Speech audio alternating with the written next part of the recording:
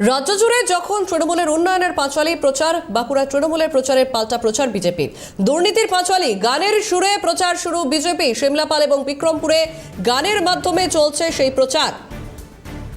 রাজ্য জুড়ে যখন তৃণমূলের উন্নয়নের পাঁচালীর প্রচার, ঠিক সেই সময় বাঁকুড়া তৃণমূলের প্রচারের পাল্টা প্রচার বিজেপি। বাংলার দুরবস্থা করিবি বরণ, আহা করিবি বরণ। দূষিত আজ কন্যাশ্রী লক্ষ্মী ভাণ্ডার দিয়ে আওতা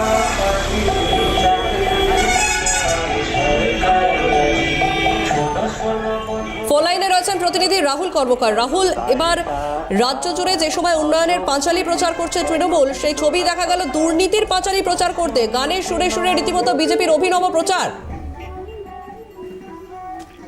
হ্যাঁ দেখো, প্রথমে বলে রাখি, যখন রাজ্যের বিভিন্ন জায়গায় তৃণমূল কংগ্রেসের পক্ষ থেকে উন্নয়নের পাঁচালী গানের সুরে প্রচার চলছে, ঠিক অন্য ছবি ধরা পড়লো বাঁকুড়ার যে সিমলাপাল ব্লক রয়েছে সেই সিমলাপাল ব্লক এলাকায়।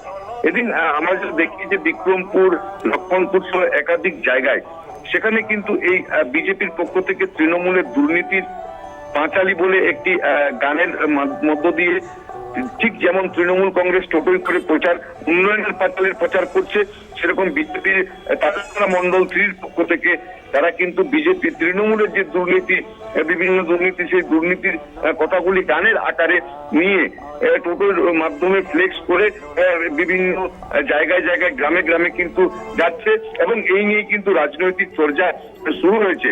যদিও তৃণমূলের দাবি, তৃণমূল ব্লক সভাপতি তার দাবি এগুলো কোনো ব্যাপার নয়, কারণ আমরা 10 বছরে যে প্রতি মানুষের বাড়িতে বাড়িতে গিয়ে 10 বছরের যে রেকর্ড কাজ রয়েছে তা আমরা দেখিয়েছিলাম।